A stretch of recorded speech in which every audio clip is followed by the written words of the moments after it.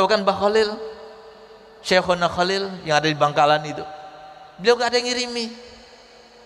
Waktu beliau belajar di Canghaan di Bangil, dia gak ada yang ngirimi. Dia seorang yatim, tapi dia punya Allah. Sehingga apa? Dia kesenangannya makan itu makan dengan petis. Minta sama Allah, ya Allah, aku ingin petis. Datang petis di depannya. Minta. Assalamualaikum warahmatullahi wabarakatuh. Alhamdulillah Rabbil Alamin. Wassalatu wassalamu ala ashrafil anbiya'i wal mursalin, Sayyidina wa habibina wa syafi'ina wa nuri qulubina Muhammad Habibi Rabbil Alamin wa imamil ghurril muhajjalin wa ala alihi wa sahbihi ajma'in. Subhanaka la ilma lana illa ma 'allamtana innaka antal alimul hakim. Rabbi shrah li sadri wa yassir li amri wahlul 'uqdatam min lisani yafqahu qawli, amma ba'du. Yang sama-sama kita hormati, kita muliakan, kita cintai, kita taati, kita takzimkan dan selalu kita doakan Mudirul Ma'had Abu Ya Al-Habib Ali bin Ali Zainal Abidin bin Al-Habib Hasan Baharun wa ikhwanihi Al-Habib Ali bin Hasan Baharun, Habib Husin bin Habib Hasan Baharun, wal Habib Abdullah bin Ahmad Al-Jufri. Tidak lupa kepada para habaib Musyriful Ma'had, yaitu Al-Habib Abu Bakar, Habib Ahmad Haddad, dan semua para habaib yang hadir, dan juga para tamu undangan, Bapak Upati Sidoarjo yang kebetulan datang, Bapak Dandim, Ki Abdul Aziz yang baru saja telah meninggalkan kita. Kita doakan semoga mereka semuanya kabul hajat insyaallah. Dan semua para asatidzah dan yang saya cintai, saya muliakan, selalu kita doakan dan insyaallah kita banggakan menjadi penerus-penerus perjuangan Nabi kita Muhammad SAW. Anak-anak santri baru yang sangat membanggakan tadi, wajah-wajahnya menyimpulkan senyuman gembira, dan semoga orang tua yang melihat sekarang ini bergembira di rumah sana sehingga pasrah dan bangga kepada anaknya yang akan menjadi anak santri dakwah, dan insyaallah mereka berhasil menjadi para ulama insyaallah. Amin amin ya rabbal alamin. Para pemirsa Dalwa TV, begitu pula para pemirsa Dalwa TV di YouTube dan di Instagram, rahimakumullah. Alhamdulillah, patut kiranya untuk kita panjatkan puja dan puji syukur kita ke hadirat Allah Subhanahu wa taala. Karena pada malam ini kita disuguhkan dengan suatu pemandangan yang sangat luar biasa. Pemandangan di mana kita melihat pahlawan-pahlawan kecil kita, pahlawan-pahlawan yang akan memperjuangkan agama kita, yang akan perjuangkan bangsa kita, yang akan perjuangkan dunia kita insyaallah. Mereka yang akan mengharumkan nama keluarga, yang akan mengharumkan nama agama, yang akan mengharumkan nama bangsa, yang akan mengharumkan nama dunia insyaallah. Mereka yang akan mengangkat harkat diri keluarga, mereka yang akan mengharkat diri etika dan akhlak mulia, mereka yang akan mengharumkan bumi pertiwi ini dengan budaya bangsa Indonesia yang begitu mulia di mata dunia insyaallah. Merekalah yang akan menghidupkan sunnah-sunnah Nabi, merekalah yang akan menampakkan akhlak-akhlak Nabi, merekalah yang akan mengisi masjid-masjid, merekalah yang akan mengisi musalla-musalla, merekalah yang akan mengisi catatan-catatan malaikat yang mencatat kebaikan-kebaikan, merekalah yang akan mendoakan orang tuanya, merekalah yang akan mengirimkan pahala untuk orang tuanya, merekalah yang akan menjadi suami-suami tauladan, merekalah yang akan menjadi anak yang berbakti kepada orang tuanya, merekalah yang nanti kalau mereka menjadi pejabat-pejabat yang adil dan amanah, mereka kalau menjadi dokter yang amanat, yang bisa betul-betul mengedepankan amanat ketabiban, amanat kedokteran, janji setia mereka terhadap ilmu kedokteran yang telah mereka pelajari. Mereka lah yang akan memperjuangkan nilai-nilai kebangsaan. Mereka yang akan memperjuangkan Indonesia keemasan tahun 2045 insya Allah. Mereka lah generasi yang akan kita banggakan. Semoga harapan-harapan kita sebagai guru-guru mereka dan juga sebagai orang tua mereka benar-benar terrealisasikan. Amin, amin ya rabbal alamin. Masyarul muslimin wal muslimat rahimakumullah. Itu tadi adalah sebuah harapan. Itu tadi adalah sebuah impian. Itu tadi adalah sebuah cita-cita daripada semua orang tua kalian. Akan tetapi cita-cita dan harapan itu bukanlah semuanya terrealisasi. Bukannya semuanya terlaksana. Bukannya semuanya tergapaikan. Tapi tergantung kepada usaha masing-masing dan takdir Allah kepada mereka serta kehendak Allah untuk mereka. Oleh karena itu ada pesan untuk para wali santri, ada pesan pula untuk para santri, di mana dua komponen ini harus sama-sama berusaha dan berupaya. Memang semuanya tergantung pada takdir, tapi takdir Allah itu terkait dengan usaha kita. Bagaimana kita tahu takdir itu adalah takdir kita kalau tanpa ada usaha dan ikhtiar? Ikhtiar dan usaha itulah yang menentukan takdir kita. Tanpa usaha dan tanpa upaya kita tidak tahu takdir kita. Dengan usaha dan upaya atau tanpa usaha dan upaya itulah takdir kita. Sehingga dengan usaha dan upaya itulah kita tahu takdir kita bagaimana. Dengan usaha dan upaya atau tanpa usaha dan upaya kita bisa tahu takdir kita. Oleh karena itu maka di sini ada pesan untuk para wali santri dan ada pesan untuk santri. Pesan untuk wali santri. Ketahuilah bahwasanya memperjuangkan anak-anak kita menjadi para ulama, menjadi para ustadz, para ustazah, para penyambung lidah Nabi kita Muhammad SAW. Mereka yang nantinya punya majelis taklim, mereka yang nantinya punya madrasah-madrasah diniyah, mereka yang nantinya punya pondok-pondok pesantren, cabang-cabang dalwa di mana-mana, itu tidak mudah. Itu adalah sebuah impian yang sangat tinggi. Kalau seumpama saya katakan bahwasanya pencapaian orang tua yang ada di dunia sekarang ini, yang paling tinggi, yang paling bisa digapai, itu adalah menjadikan anaknya sebagai seorang alim yang mengamalkan dengan ilmunya. Untuk menjadikan anak sebagai presiden mudah. Untuk menjadikan anak sebagai pengusaha yang paling sukses di dunia, bahkan bukan di Indonesia, di dunia mudah. Tapi menjadi orang alim yang mengamalkan dengan ilmunya, yang dimuliakan oleh Allah Ta'ala sebagaimana Allah memuliakannya di dalam Al-Qur'annya, tidak mudah. Kenapa demikian? Semua ada tantangannya, tapi tantangan menjadi orang alim adalah paling besar tantangan, paling besar hadangan, paling besar terjalan. Gak mudah. Dari mulai orang tua, para wali santri menginginkan, berkehendak anaknya menjadi anak yang soleh, menjadi anak yang alim, menjadi anak yang ustadz dan ustazah, menjadi anak yang meneruskan perjuangan Nabi SAW. Mulai saat itu setan sudah masuk. Kata Nabi SAW, mulai seseorang terlintas dalam hatinya untuk berbuat baik, disitulah setan sudah mulai masuk di situ.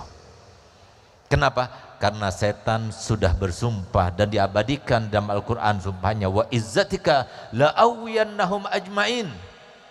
Demi kemuliaanmu ya Allah, ketika sudah dilempar iblis itu dan dikeluarkan daripada surga, maka bersumpah kepada Allah, demi kemuliaanmu ya Allah, aku tidak akan biarkan seorang manusia pun mereka berbuat satu kebaikan, tapi aku akan jerumuskan mereka ke dalam keburukan. Sehingga kapan kita itu berniat berbuat kebaikan, di saat itulah setan sudah mulai masuk ke dalam diri kita. Tidak akan dibiarkan.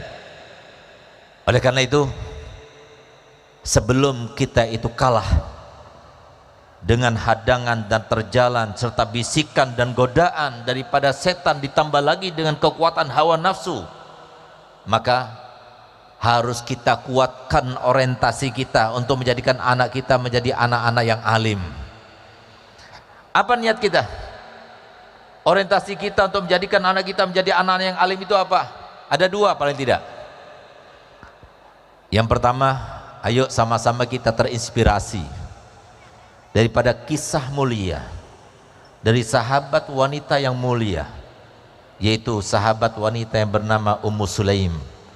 Beliau adalah seorang wanita janda yang dia tidak punya apa-apa, miskin.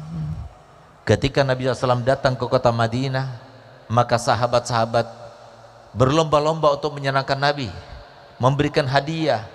Yang namanya Nabi SAW datang ke kota Madinah, notabene-nya dia tidak membawa apa-apa, maka datang para sahabat membawa hadiah untuk Nabi. Ada yang bawa hadiah uang, ada yang bawa hadiah begini, begitu dan sebagainya, semuanya. Sayyidatuna Ummu Sulaim, dia ingin memberikan hadiah untuk Nabi Muhammad SAW, tapi dia tidak punya apa-apa. Tapi dia ingin menyenangkan Nabi Muhammad SAW. Tapi lihat bagaimana niatnya sahabat perempuan tersebut, ingin menyenangkan Nabi Muhammad, tapi dia tidak punya apa-apa.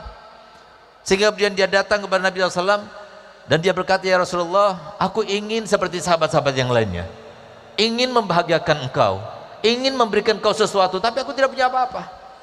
Tapi ketahuilah wahai Nabi, bahwasanya yang paling berharga yang aku miliki di dunia ini adalah anakku ini.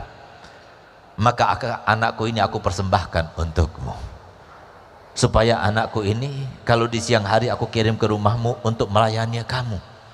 Mungkin kamu memerlukan kepada pelayanan, mungkin engkau ingin perintahkan anakku ini pergi ke pasar membelikan suatu kebutuhanmu, kebutuhan keluargamu, suruhlah anakku ini.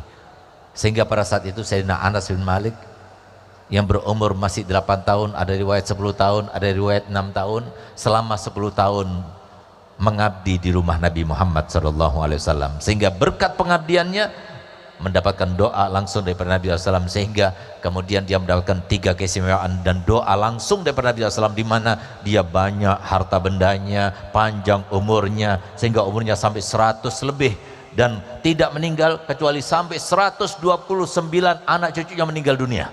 Dari saking banyaknya anaknya, dan hartanya melimpah banyak sampai umurnya panjang dan sebagainya berkat doanya Nabi Muhammad SAW.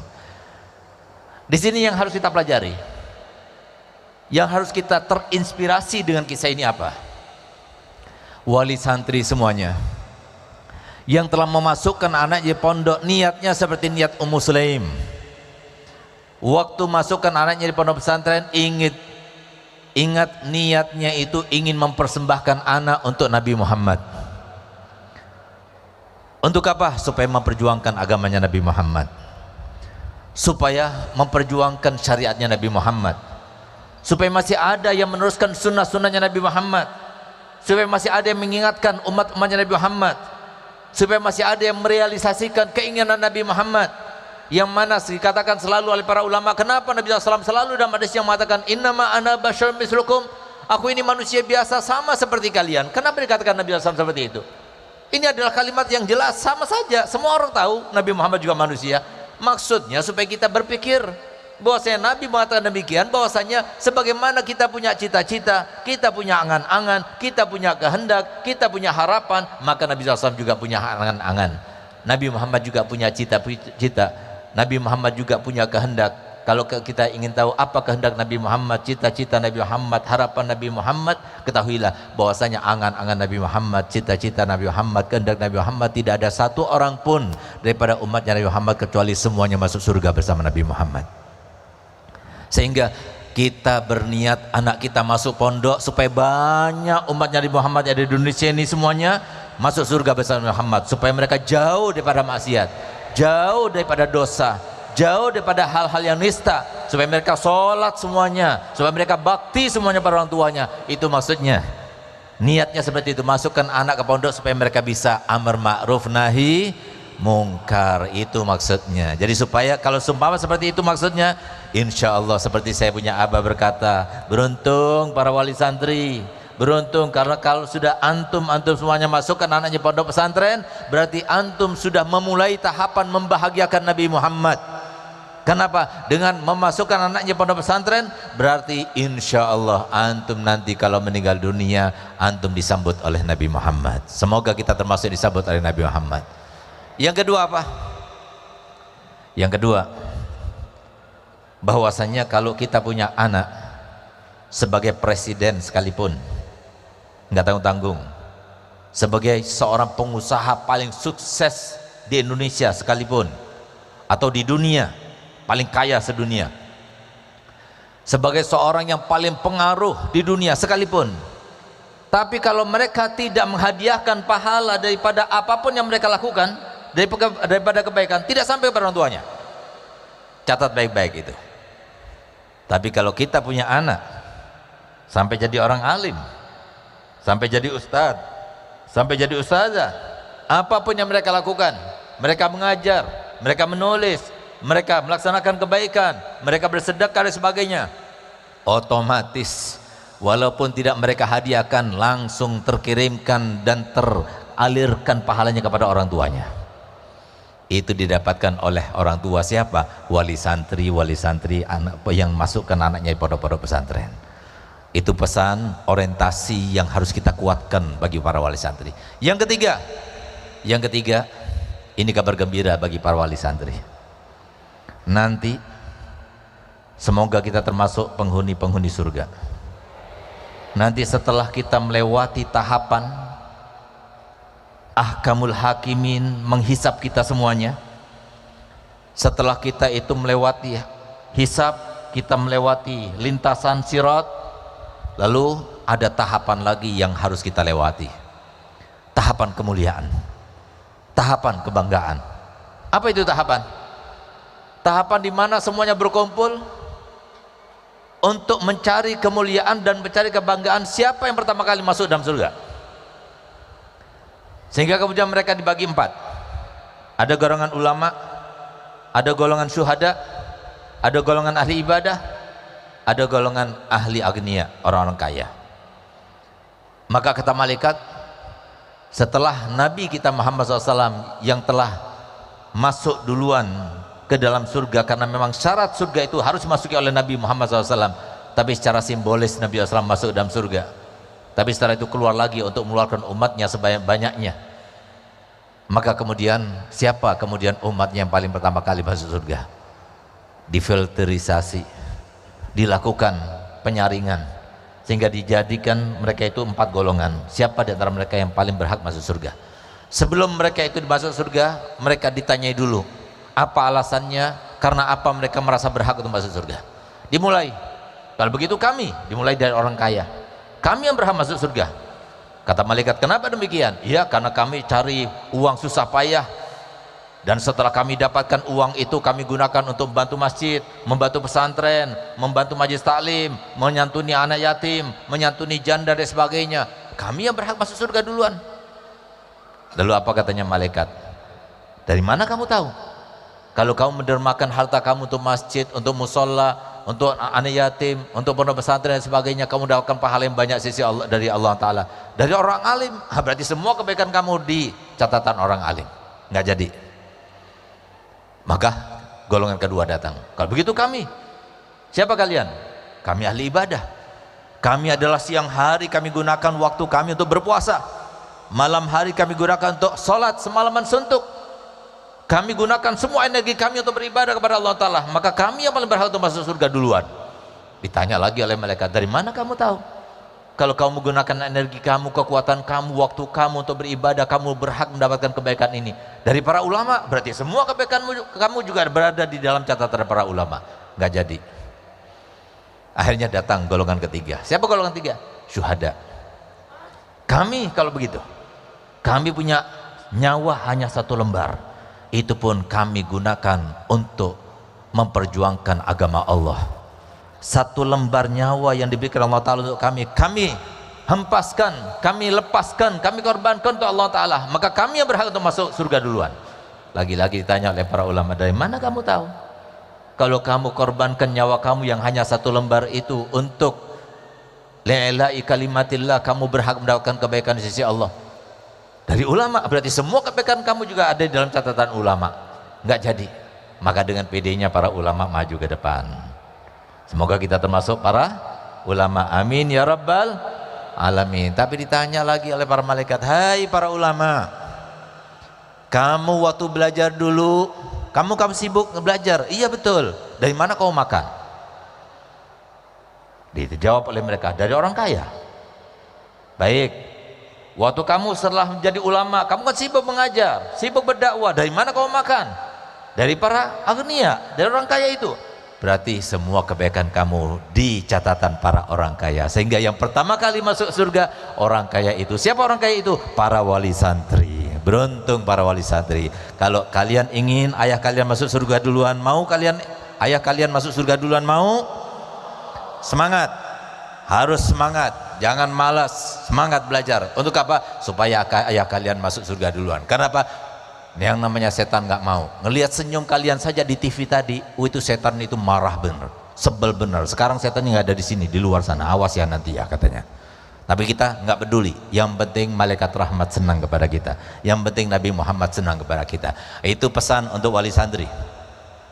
Sedangkan pesan untuk para santri, hadangan banyak.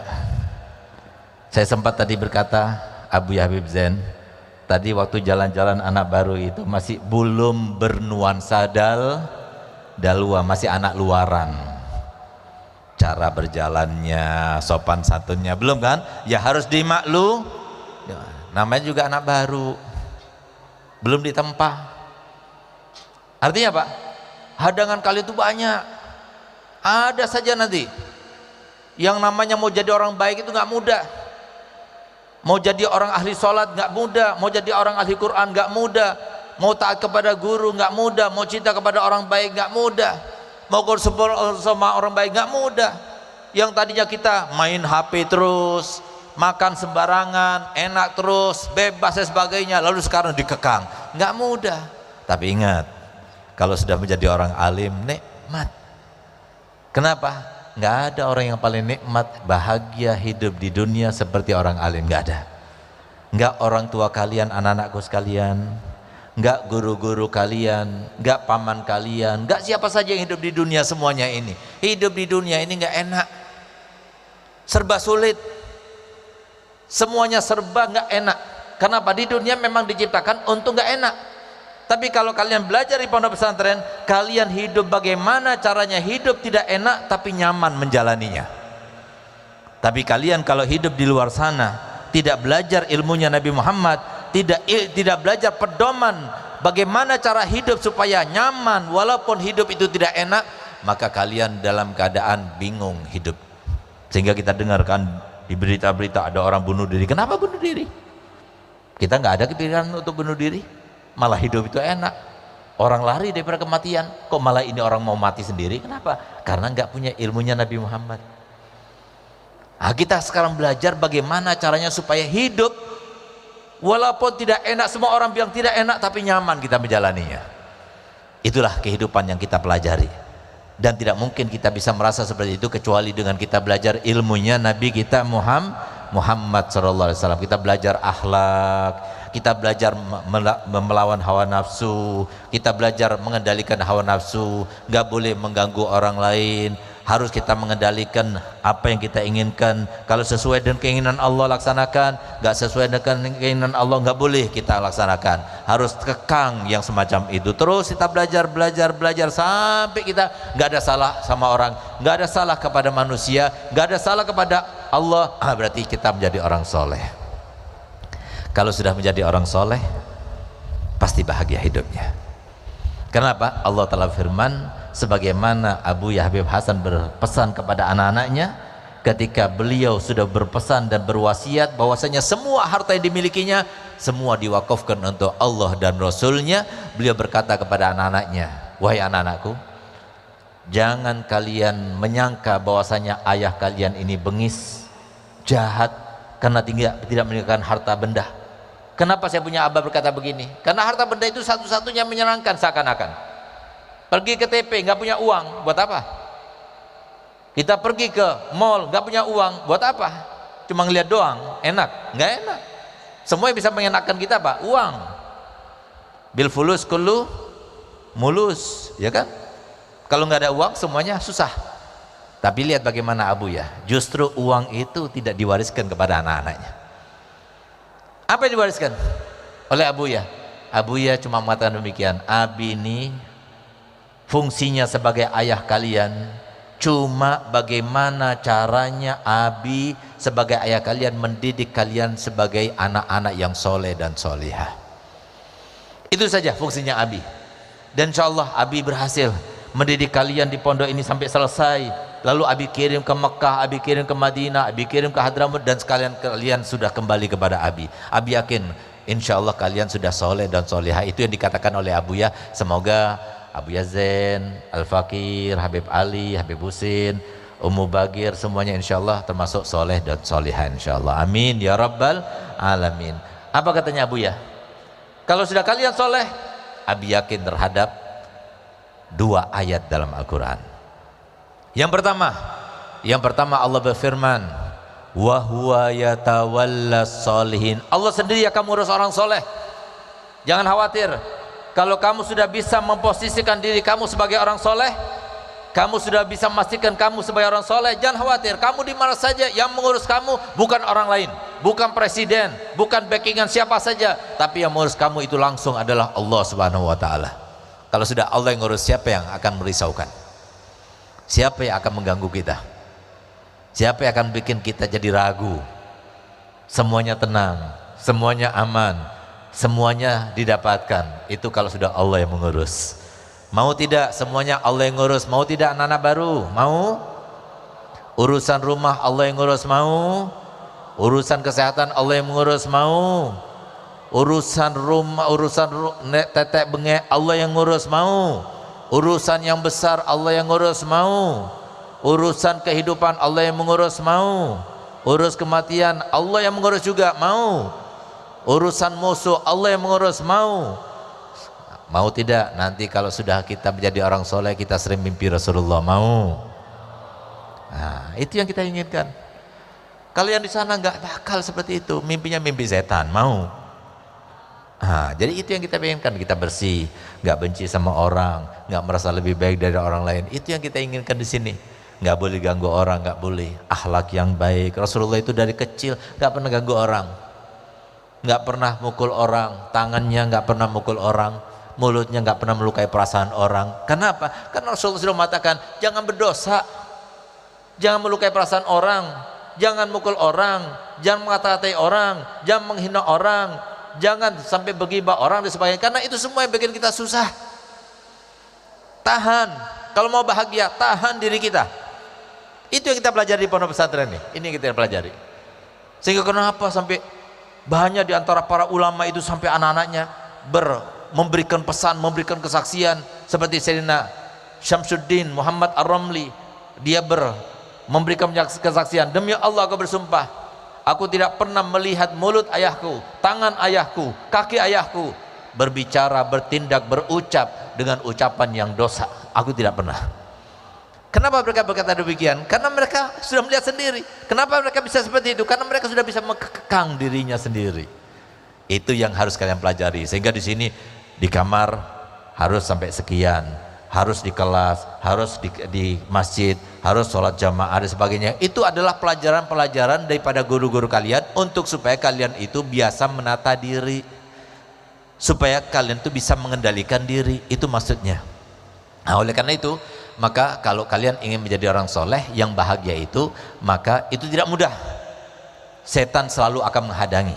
Yang kedua, faedahnya kalau kita menjadi orang soleh, dan semoga semuanya dari sini semua menjadi orang soleh insyaallah. Allah Ta'ala firman, innal arda yarisuha ibadiyas solihun. Sesungguhnya bumi ini dimanapun kita berpijak, sebagai apapun kita, mau sebagai suami, mau sebagai anak, mau sebagai ayah, mau sebagai saudara, mau sebagai seorang saudagar, mau sebagai seorang pejabat, mau sebagai seorang presiden, sebagai apa saja, kalau mau senang di dunia ini syaratnya cuma satu, jadi orang soleh. Siapa orang soleh? Orang soleh yang nggak ada dosa sama manusia, nggak ada dosa sama Allah, bahagia. Kalau masih banyak dosanya pada Allah, jangan beranggapan mau berbahagia, jangan bermimpi, jangan berangan-angan. Kenapa? Walan tajida li sunnatillahi tabdila. Kenapa? Allah sudah mengatakan nggak bakal berubah ketentuan Allah. In ahsantum li anfusikum wa in asatum falaha. Allah Ta'ala yang mengatakan kalau kamu baik untuk kamu sendiri, kalau kamu jelek ya salah kamu sendiri. Makanya biasakan mau bohong, jangan.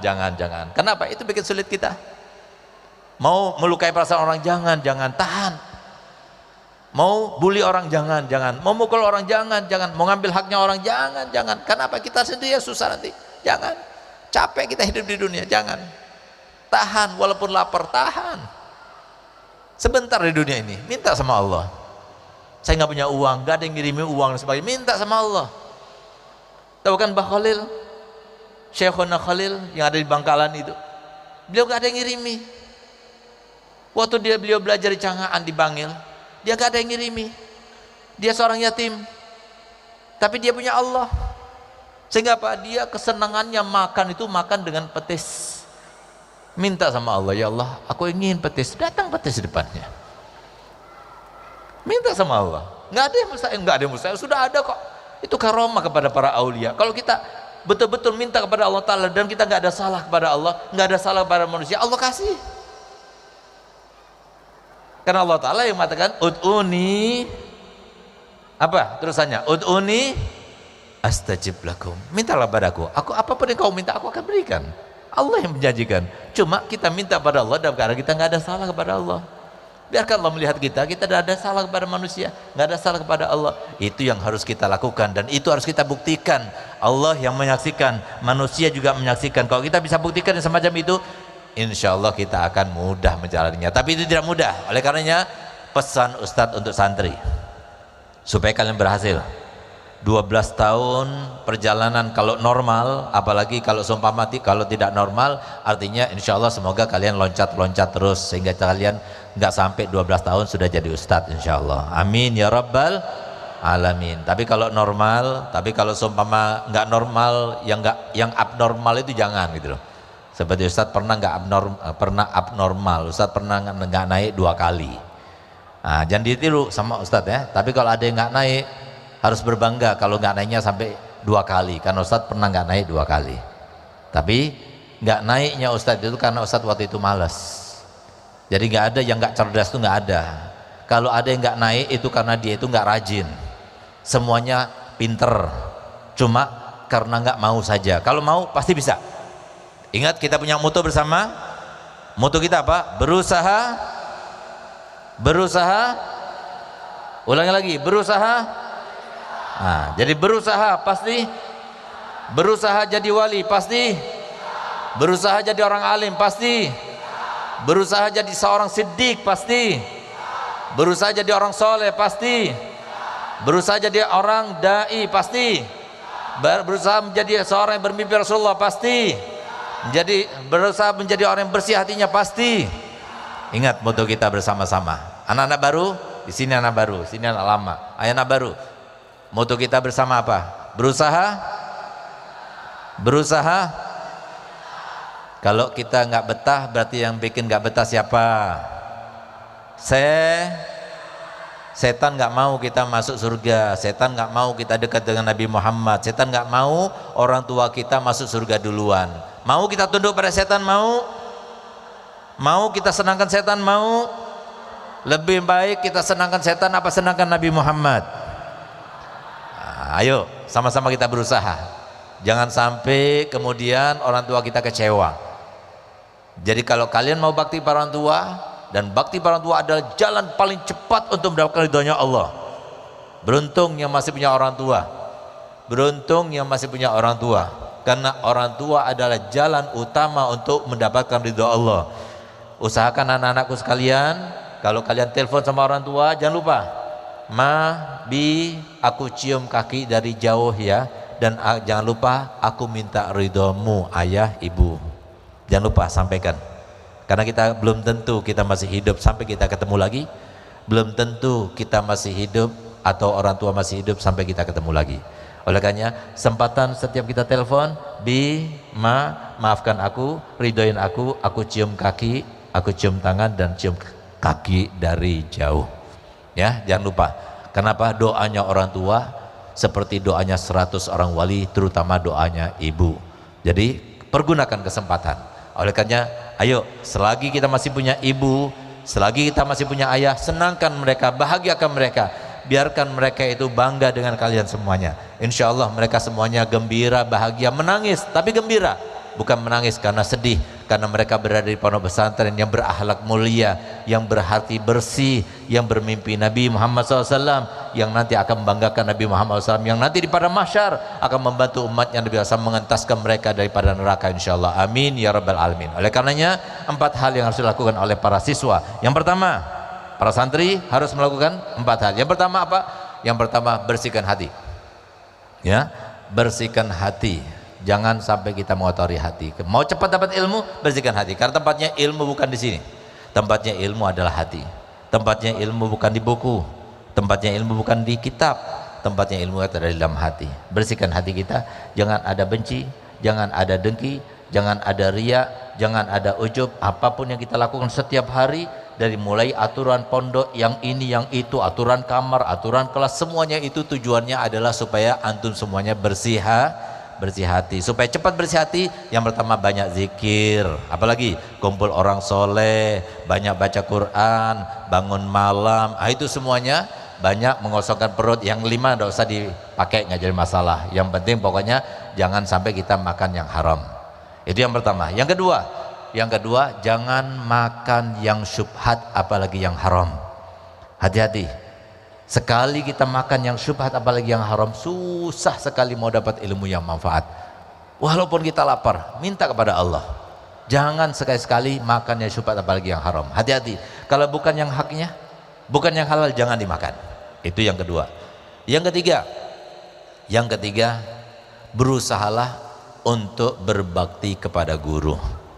Karena ilmu yang kita pelajari itu adalah ilmu yang didapatkan oleh para sahabat Nabi dari Nabi secara turun-temurun. Sebagaimana sahabat Nabi dapat dari Nabi dengan sopan santun, begitulah kita harus mendapatkannya. Begitu pula para sahabat, para tabi'in dapat dari sahabatnya Nabi dengan sopan santun, begitulah harus kita mendapatkannya. Begitu pula para ulama dari ulama, begitu pula. Jadi harus kita pakai sopan santun dan berbakti kepada para guru-guru kita. Dan yang terakhir, supaya kita mendapatkan ilmu yang bermanfaat cepat, maka kita harus istiqomah. Jadi istiqomah itu ya jangan sampai kita melanggar, jangan sampai kita absen, terus kita hadir, insyaallah. Kemudian yang kelima, yang terakhir, pesannya minta doa terus, terutama sama orang tua, terutama sama guru-guru, terutama sama teman-teman kalian. Minta doa, doakan ya saya biar jadi orang alim. Yang malu minta doa, doakan saya biar mimpi Rasulullah, doakan saya biar bersih hati, doakan saya supaya jernih jiwa, doakan saya biar cepat menghafal, doakan saya biar akhlak mulia, doakan saya. Minta doa kepada siapapun kita ketemu, minta doa. Dan dari sekarang ayo jaga lisan, jaga tangan, jangan sampai kita berbuat salah kepada manusia, jangan sampai salah kepada Allah Ta'ala. Maka dengan begitu kita menjadi orang soleh, cepat jadi orang soleh, cepat kita dapat ilmu yang bermanfaat. Semoga kita berkatnya guru kita Abu Habib Zain, Abu Habib Ali, dan semua guru-guru kita, semoga kita cepat jadi orang soleh insyaallah, cepat jadi orang soleh insyaallah, dan cepat jadi orang soleh insyaallah. Amin ya rabbal alamin. Ala hadziniyah hukuniyatin salihah wa ala manasal salih. Al-Fatihah.